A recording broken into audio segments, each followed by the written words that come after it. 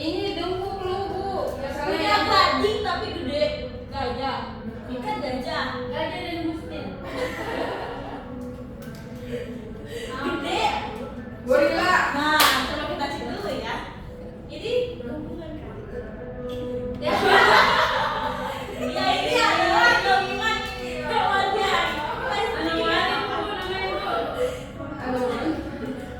Oke, next slide. Nah ini boleh dicek. Dia punya kaki, punya kelenjar, tapi bersayap. Burung. Kupu-kupu. Lawang. Burung. Bukan. Angsa. Bebek. Bukan. Temennya lagi. Ayam. Nah.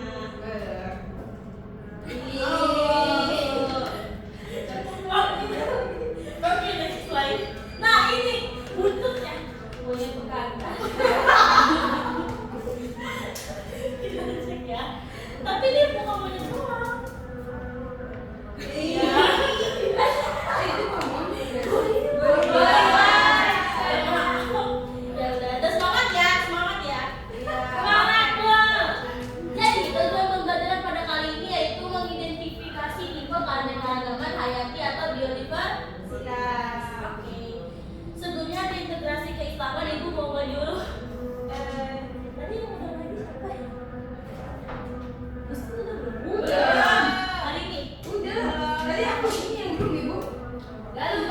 Oke, galuh. Tadi galuh nggak? Gustin boleh lagi. Gustin. Pin dibaca tadi. Oh gitu. Oh gitu Ibu. Ayo. Tuh kan. Ayo ke sini. Al-An'am ayat 99.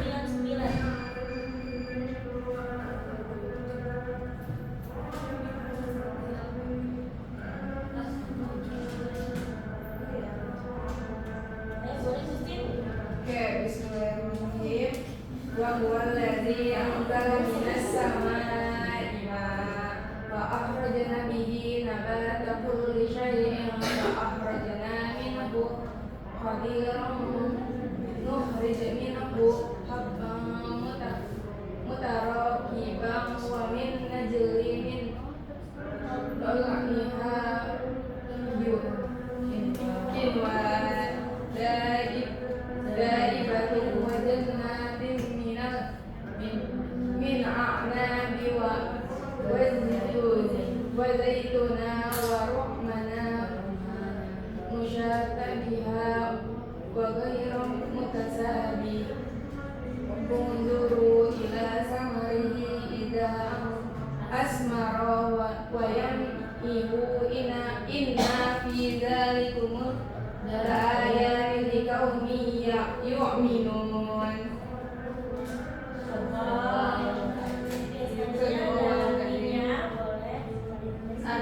Artinya dialah yang menurunkan air dari langit, lalu dengannya kami menumbuhkan segala macam tumbuhan. Maka darinya kami mengeluarkan tanaman yang menghijau. Darinya kami mengeluarkan butir yang bertumpuk banyak.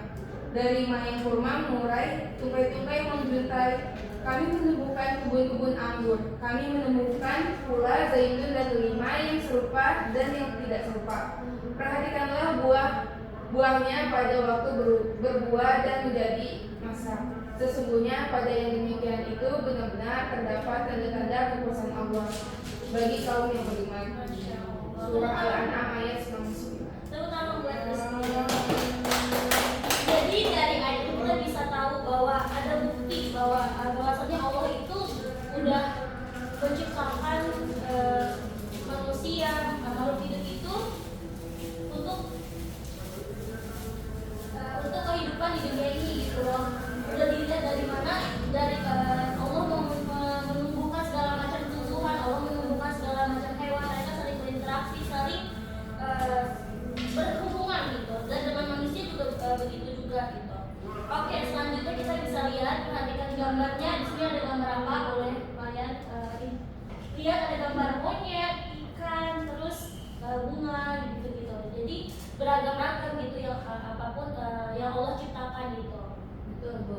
Oke, kita diskusi dulu.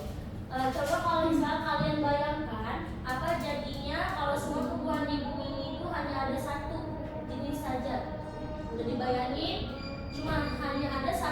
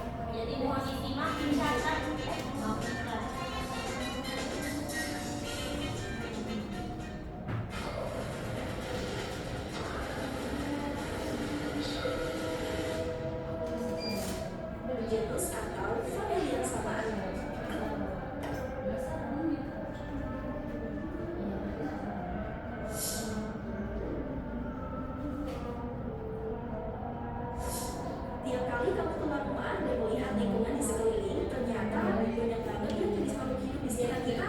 Ada Perhatikan ya. seperti kuda, burung, kucing, pohon, kuku, dan lain sebagainya. Kok bisa sih makhluk hidup di muka bumi ini bermacam-macam banget? Keberagaman makhluk hidup tadi itu terjadi karena adanya pengaruh faktor genetik dan faktor lingkungan yang mempengaruhi fenotip atau ekspresi gen. Inilah yang dikenal sebagai keanekaragaman hayati. Secara garis besar, keanekaragaman atau biodiversitas ini dibagi menjadi 3 tingkat. Kita akan pelajari tingkat biodiversitas satu persatu ya. Ikut ke taman belakang rumahku yuk. Itu suka sekali sama bunga mawar. Kita sukanya sampai segala jenis bunga mawar di beberapa koleksi di taman belakang rumah ini. Lihat deh, ada yang berwarna merah, putih, juga kuning. Biasanya sih yang sering kita temuin yang ini yang warnanya merah. Kenapa ya sama-sama bunga mawar, tapi kok beda-beda warnanya? Mereka ini satu jenis namun warnanya berbeda. Inilah yang mengakibatkan adanya suatu variasi. Artinya keanekaragaman hayati pada tingkat B ini terjadi pada satu spesies yang sama, disebut sebagai varietas. Sedangkan keanekaragaman pada tingkat spesies itu, walaupun mereka berbeda spesies, tapi mereka dalam satu genus atau famili yang sama.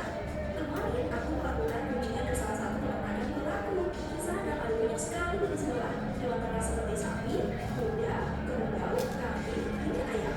Walaupun berbeda jenis, habitat berperilaku, tapi mereka tergolong dalam satu famili yang sama.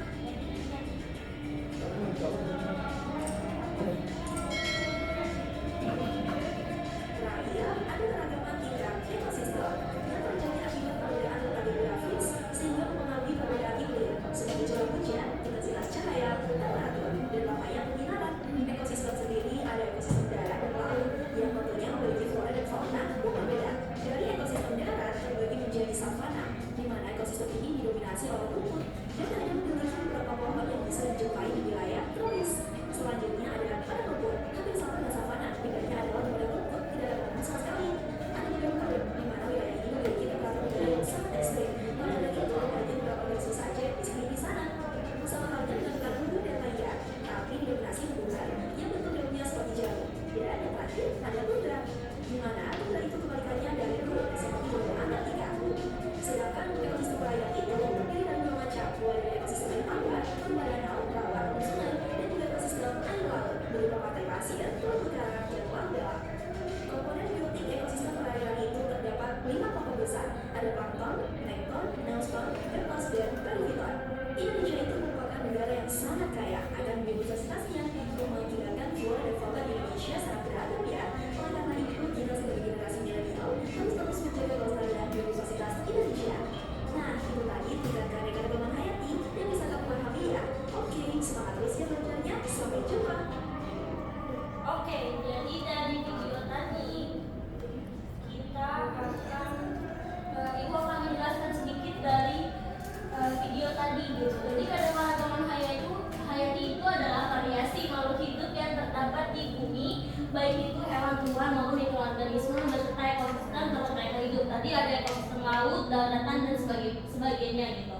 Dia keanekaragaman genetik itu merupakan variasi gen dalam satu jenis makhluk hidup. Contohnya tadi di perbedaan warna bunga. Terus keanekaragaman spesies, perbedaan antar jenis makhluk hidup. Contohnya tadi kayak kucing, gajah, monyet dan lain-lain gitu. Terus keanekaragaman ekosistem. Nah, ini merupakan variasi lingkungan hidup dan makhluk hidup yang mendiaminya. Contohnya tadi hutan tropis, laut, gurun dan lain-lain. Oke. Selanjutnya kita akan mengerjakan KPD. Bisa dibuka yang udah ibu dari grup WhatsApp KPD-nya. Udah Bu. Udah dilihat. Kamu jangan bohong kamu.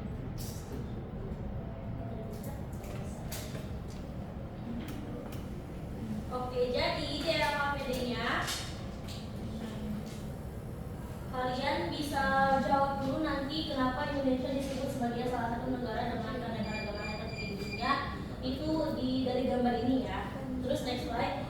Ini tuh kalian dibagi 2 kelompok. Jadi tugas kelompoknya itu dibagi, kalian mencari 3 contoh untuk masing-masing tipe keanekaragaman hayati dari sumber internet, buku, artikel, atau video pembelajaran. Nah, ini ada genetik, spesies, ekosistem, kalian cari contohnya, lalu kalian sertakan sumber informasinya, lalu catatan keunikan tentang spesies atau genetik yang kalian temukan gitu. Terus selanjutnya kalian menjawab pertanyaan. Setelah itu kalian membuat proyek ini atau proyek digital. Nah ini kalian bisa buat poster atau infografis atau video digital tentang tipe-tipe keanekaragaman hayati dan pentingnya dilestarikannya. Nah bisa kalian cantumkan definisi singkat, terus contoh nyata, lalu ancaman dan solusi sederhana, dan pesan ajakan untuk peduli terhadap keanekaragaman hayati. Setelah kalian bikin poster atau videonya, kalian presentasikan poster digital ini di kelas atau ruangan kelas ini, atau unggah ke platform online, bisa ke sosial media atau web, boleh terserah kalian. Lalu kalian bisa menanggapi pendapat teman dengan saling memberi masukan. Oke, boleh kerja kelompok teman-teman. Kelompoknya itu mau dipilih sendiri atau bebas? Oke, berarti kelompok 1 itu ada Galuh dan Gustin ya. Berarti kelompok 2 Fiza dan Syifa Koko. Ya boleh 5 menit ya, cukup ya. Boleh. Kita yang mana lu? Kelompok 1. Ih, yang kelompok 2.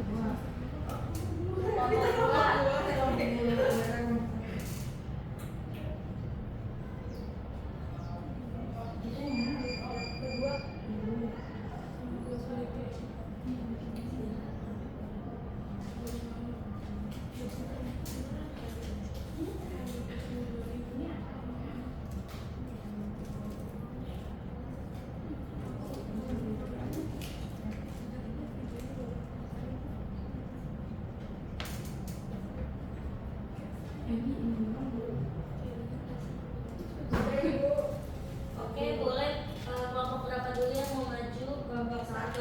Oke, boleh kelompok 1 maju.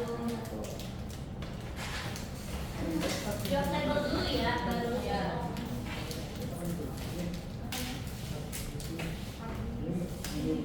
Ini dari kelompok 1 akan mempresentasikan hasil diskusi kami ya.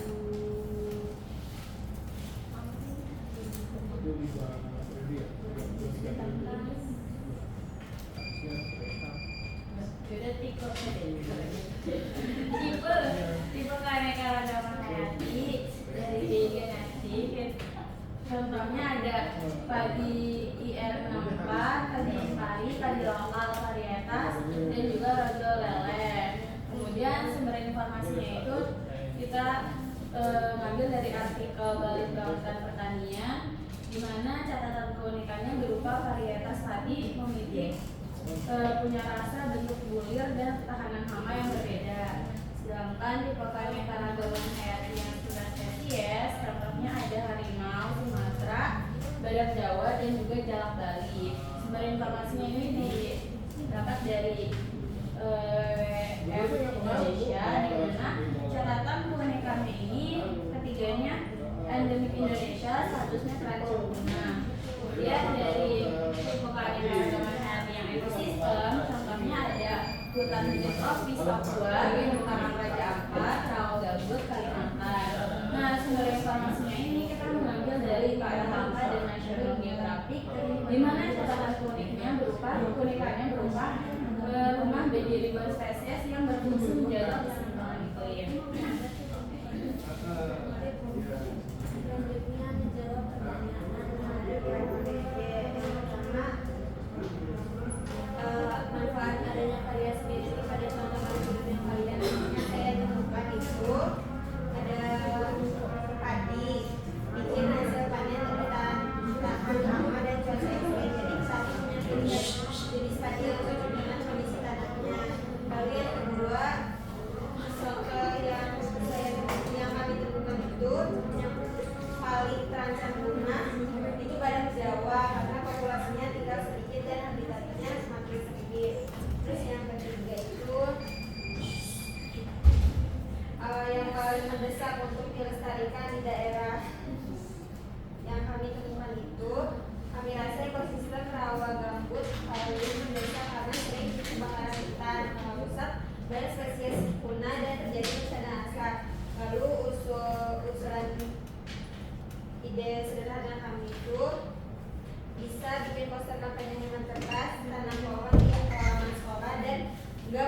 sampah sembarangan. Kesimpulannya.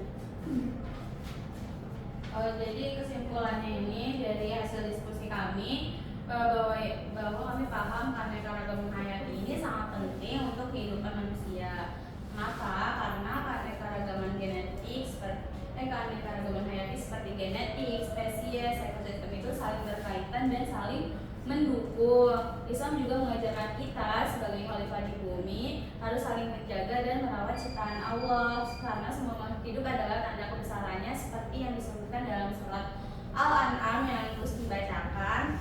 Kami yakin langkah kecil seperti menjaga kebersihan, menanam pohon, terus juga mengingatkan teman agar tidak merusak lingkungan sudah termasuk ibadah yang membawa kebaikan bagi alam. Terus kita buat tugas kampanyenya Yang ini ya. ya Di semacam infografis. jelasin dong gimana.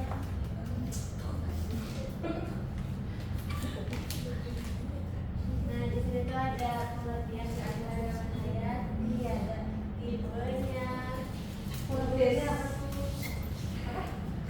Bisa dibaca ya, kita udah share link juga di grup. Karena keterbatasan waktu, mungkin kalian bisa lihat-lihat aja.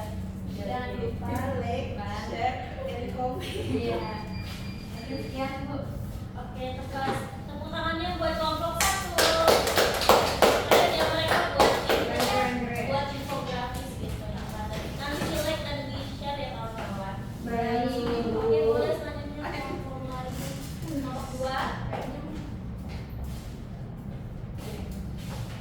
Yang kagak dulu ya. Iya. Sebentar dulu.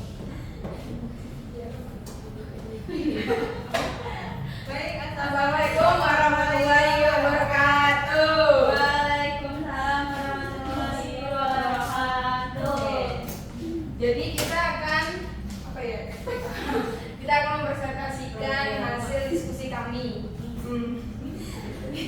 Di pertama itu ada tipe keanekaragaman genetik. Contohnya itu di sini kita menggunakan pisang raja atau pisang Ambon dan pisang kok.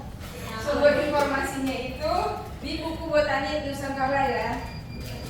Catatan atau keunikan dari ketiga pisang tersebut itu sama-sama pisang yang pertama.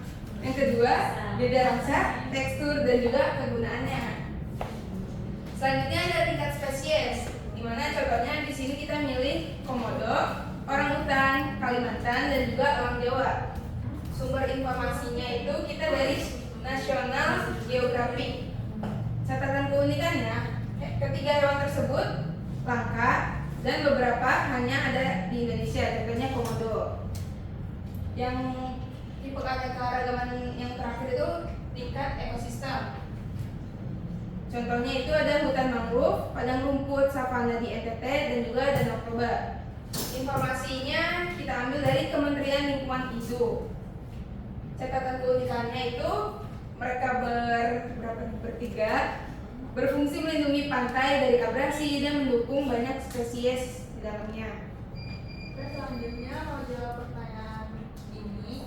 Nah, manfaat adanya variasi genetik pada contoh makhluk hidup yang kami temukan itu ada variasi genetik pada pisang, membuat kita mempunyai banyak pilihan untuk menentukan rasanya. Jadi kayak kita mau makan yang mana gitu. Selain itu kalau ada satu jenis pisang kena penyakit, jenis lainnya bisa tetap tumbuh. Terus yang kedua itu dari contoh spesies yang kita temukan, mana spesies yang paling terancam punah?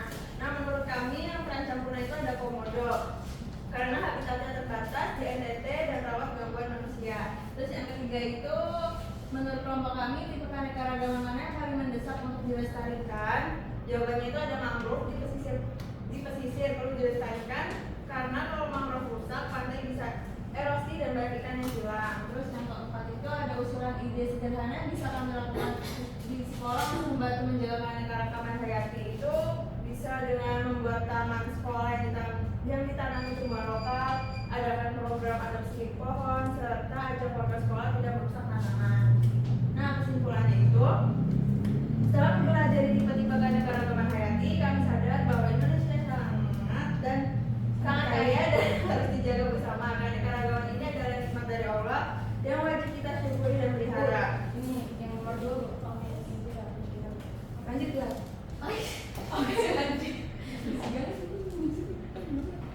Oke, ini apa? Oke, di sini kita buat poster ya, dimana kita harus menjaga mereka nih. Harimau Sumatera, singa dari mana ini? Singa, pokoknya hewan-hewan yang hampir punah, terancam punah. Jangan biarkan spesies langka punah, satu makhluk hilang, rantai kehidupan pun akan terganggu. Lindungi satwa dan tumbuhan endemik, mereka bagian dari warisan alam kita. Oke, like, comment, and share, jangan lupa tag ibu. Oke, sekian dari kami. Wassalamualaikum warahmatullahi wabarakatuh. Waalaikumsalam. Tepuk tangan dulu buat semuanya. Oke, jadi setelah kita mempelajari ini, setuju atau tidak setujukah kalian bahwa kehidupan kita itu sehari-hari tergantung pada keanekaragaman hayati walaupun kita tidak menyadarinya? Boleh? Setuju. Boleh. Karena kita butuh air bersih, terus oksigen, bahan pangan, semua dari makhluk hidup yang beragam. Oke, terus dari tiga tipe keanekaragaman hayati ini mana yang menurutmu paling mudah diamati? Jelaskan alasannya, boleh? Saya Bu, Ya, boleh. Kok? dari itu ekosistem Bu, kenapa? Karena bisa langsung mengamati langsung hutan, kayak hutan, sungai, danau dan sawah yang ada di sekitar kita Bu. Tangan dulu buat semuanya. Oke, selanjutnya kesimpulannya. Setelah kita mempelajari materi tentang tipe keanekaragaman hayati, menurut kalian apa yang dapat disimpulkan? Boleh? Saya deh Bu. Boleh Bu Sitian. Oke, jadi kesimpulan kita pada hari ini yaitu keanekaragaman hayati itu terbagi menjadi 3 tingkat. Yang pertama genetik, yang kedua spesies, dan juga ekosistem. Di mana keanekaragaman hayati penting untuk menjaga keseimbangan alam dan memenuhi kebutuhan manusia serta mendukung keberlangsungan hidup berbagai makhluk hidup. Kita harus menjaga dan melestarikan keanekaragaman hayati karena semuanya saling berkaitan dan saling mendukung.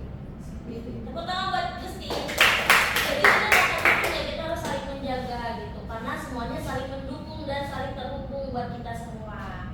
Oke, selanjutnya kita akan kuis. Boleh buka word wall-nya yang udah dikirim. Masukin namanya, jangan lupa. Namanya Bu? Jadi pulang aja Bu. 2 menit cukup lah ya, 3 soal doang. Iya, 5 ibu ini. Jawab. Sekali deh.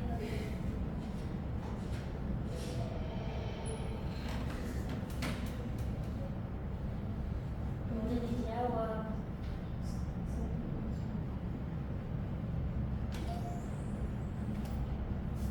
Jangan jawab. Lupa juga gue ya. Jawab boleh menjawab. Jangan jawab dengan yang mau kerjain ya.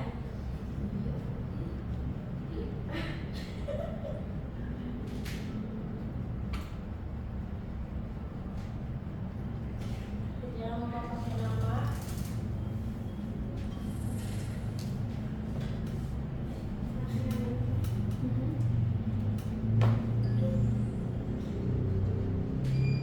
Oke.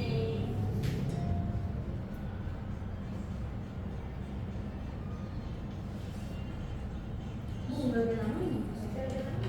Kamu berapa benernya? 3.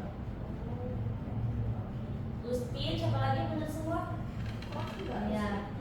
Oh, bener semua? Iya. Bener semua. Oke, tepuk tangan boleh sih.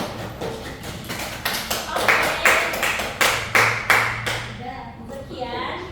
Jadi pesan ibu, jadilah seperti hutan yang rimbun, beraneka ragam isinya, saling melindungi, menyejukkan siapa saja yang disinggahi. Karena hidup itu indah ketika kita bisa bermanfaat dan menumbuhkan kebaikan meski berbeda-beda. Yes, ya dari ibu. Sebelumnya boleh pimpin doa terlebih dahulu. Baik.